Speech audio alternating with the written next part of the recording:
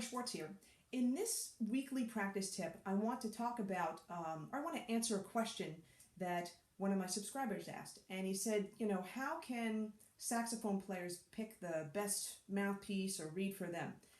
Okay, there's no one answer to this. I'm going to be honest with you. Every single person is different. What's going to work for me, it's probably not going to work for you. Or maybe it will, I don't know. Here's the thing. Go back to the very beginning when you first started playing. Chances are you may have rented an instrument and it came with a stock mouthpiece. Now, many of the stock mouthpieces have rollover baffles, and a rollover baffle is basically the inside of the mouthpiece. The baffle basically traces the shape of the mouthpiece. I'll go from my mouth for a second. So this is a Tijuana Gaia. I hope I'm saying his name right. Gaia 7. So this is a rollover baffle. You can see it's kind of tracing the shape going this way on the inside. So the baffle is not a high baffle, and the baffle is basically this part of the mouthpiece that a high baffle would mean that it's basically sticking down or out or whatever you want to call it, out more. It would be more pronounced. This is not a high baffle, it's a rollover baffle. For me on the tenor, this works great. Auto link mouthpieces generally have rollover baffles. A lot of jazz players play them. They're great mouthpieces, along with the Tijuanas. There are other mouthpieces that have, and Tijuana also makes mouthpieces that aren't just rollover baffles. Plenty of them out there. So the thing is, when you're first starting out, you're generally going to get a rollover baffle. When I started out, I had a Yamaha 4C. When I was doing the alto, I actually started in the tenor. But when I took up the alto, I got a Yamaha, and it was a Yamaha 4C stock mouthpiece that came at the horn. That's a great mouthpiece, I gotta tell you. It's an amazing mouthpiece, and in fact, the Yamaha mouthpieces work fantastic with their horns, and with other horns as well. You're going to find that most of the time, and do not quote me on this, but most of the time, the stock mouthpieces that come with the horn are generally supposed to be made for the horn so that the horn sounds good, okay, that the horn will be in tune. It's not always the case, especially if you're getting like a lesser name or a no-name type of brand of saxophone. The stock mouthpiece that comes with that may not even be balanced or designed well, okay? It may be uneven so that when you put a reed on, it's never gonna, sound good because the reed's not gonna be, flush up against the mouthpiece, and it's not going to vibrate properly. So if you're getting a great name brand like Yamaha or Selmer, there's a whole bunch out there. Generally, the stock mouthpieces are going to be really good for you, and they're going to generally have rollover baffles. Now, people think, oh, well, let me, I want to change my mouthpiece. I want to sound like, Jerry Albright or something like that, and let me see what he's playing. Well, yeah, it's not a bad idea to see what your favorite players, the mouthpieces that they're playing, see what they're playing, see the mouthpiece reed combinations. But if you've only been playing for a year, maybe even only up to 3 years, I'm going to be harsh here. You've no business getting the same mouthpiece that Jerry Albright has. You don't, because this is not developed. This is not developed. Your breathing is not developed. Enjoy your journey, okay? Start from the very beginning. Use the mouthpiece that you have. You'll know you need to change your mouthpiece when you're playing and you feel like you're blowing your brains out and you're just not getting a good result. Okay, you're working too hard. That's number one. Let's see, you've upgraded, I don't want to say upgraded, you've gotten stronger reeds, to the point where you may be at like 3s or 3.5s, and you're not getting the range that you need to get out of the horn. It's stopping you, preventing you from playing high or too low or whatever. You're having to work hard. Notice that theme of working hard. Number 3, you're not in tune. Okay, you should be pushing the mouthpiece down pretty far on the cork, depending on the length of the cork. I've got a pretty long cork here, so putting the mouthpiece down pretty far on the cork. But if you're playing and your mouthpiece is up here, okay, you're definitely closed in your throat, and there's some other issues that you're dealing with. If you're pushed really far down, and you're still having issues with intonation, but your sound is fairly full for the most part, then you may need to change. You may need to change your mouthpiece. That's the key. So what's going to dictate a mouthpiece change? First, you want to take the first mouthpiece that you have, usually a stock mouthpiece. You usually should start on a 2-strength reed. I always recommend that. And you're going through several months, maybe 3 to 6 months at least on that strength, if not more, with consistent practice, and then you're slowly building up your range, you're building up your muscles, you're building up your breathing, you're also building up your pitch recognition and other types of things.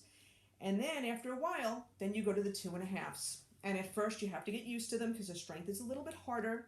It'll be just a little harder at first to get your sound out because it'll take a little bit more embouchure strength and effort to get the sound out. And then you work on your 2.5s for a year, maybe even a year and a half or 2. Then you may want to experiment with 3s. And you're trying them out and you're doing pretty well. And you've been working on them for a few months or so. And then you're trying to, you've reached the range, the written range of the horn, which is low B flat to F. And you're good, but you notice that the F is getting a little tinny, and then you're trying to get, like the F sharp, which some people would say that's still within the written range, and you could kind of say that. The F sharp's not speaking so well, and you notice that you're kind of working a bit hard. Well, you've probably outgrown the mouthpiece. It's at that point where you want to look into other mouthpieces. Now, if you have a teacher, your teacher's going to guide you. They're going to say, a rollover baffle may be good for you. Or, you may want, based on what you like, if you like, contemporary music or rock music, you may want something with a little bit of a baffle on it, So they may recommend like a Jody Jazz mouthpiece. Great mouthpiece, is very well crafted. A lot of those mouthpieces do have baffles in them.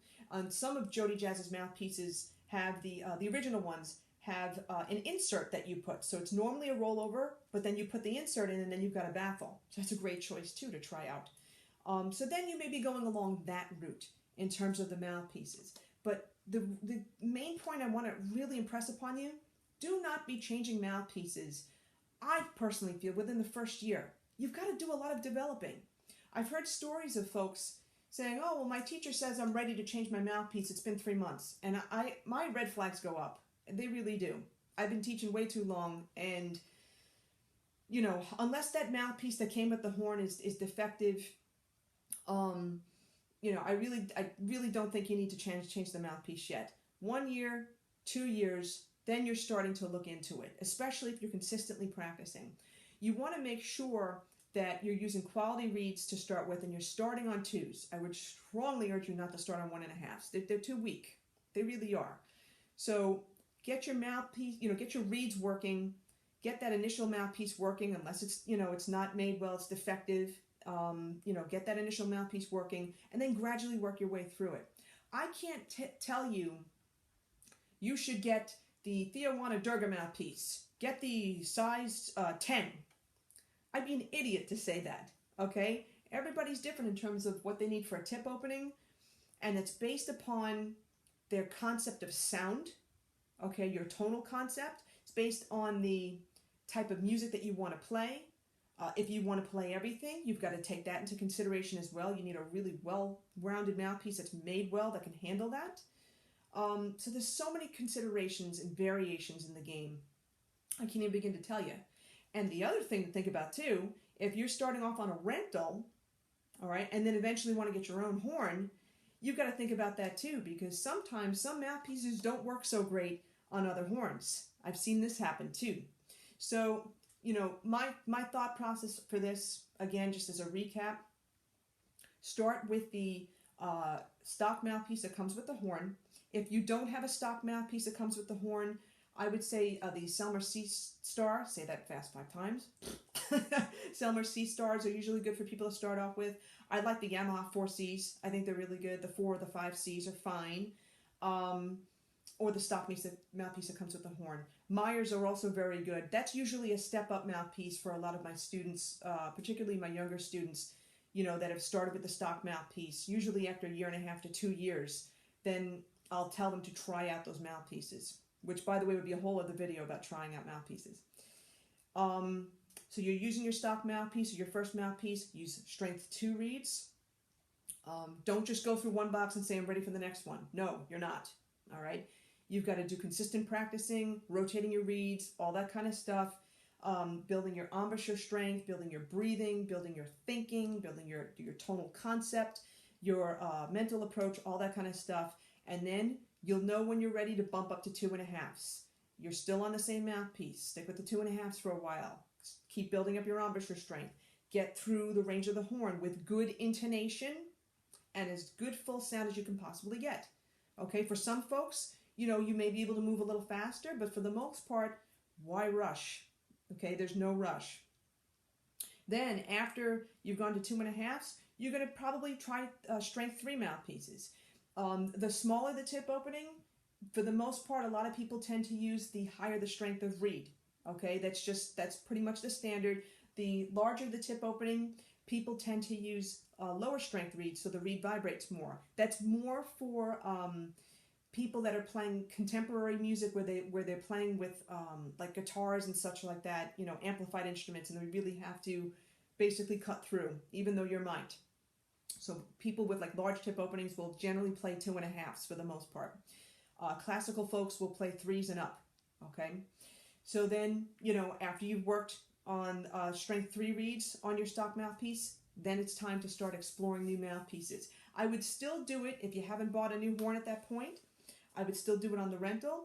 But if you're thinking about getting a new horn, what I would say is stick with your stock mouthpiece and try out new horns. And especially if your stock mouthpiece is a good one and it's a rollover baffle, I could say you could try out new horns at this point.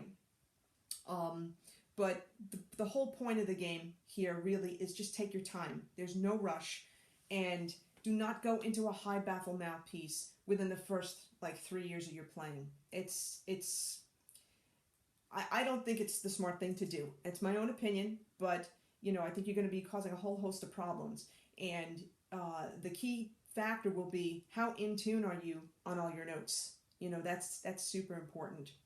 Okay, so this was a little bit long, but the main point, again, I want to impress upon you, just take your time, have fun with it, work on your basics, on your foundations, and gradually go up the process for strengthening your reeds, and then eventually looking into getting another mouthpiece, especially if you're at the beginning stages.